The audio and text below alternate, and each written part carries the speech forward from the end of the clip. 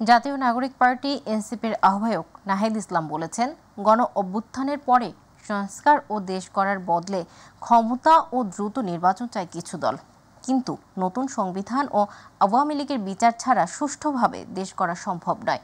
সকালে পিরোজপুরে জুলাই পদযাত্রা কর্মসূচিতে তিনি কথা বলেন। যে তরুণরা রাজপথে নেমে শহীদ হয়েছিল, তাদের রক্তের সাথে বেইমানি করা সম্ভব নয়। তাই সব ষড়যন্ত্র উপেক্ষা করে এনসিপি দেশ গড়া ও সংস্কারের পক্ষে আন্দোলন চালিয়ে যাচ্ছে বলেও মন্তব্য করেন নাহিদ ইসলাম।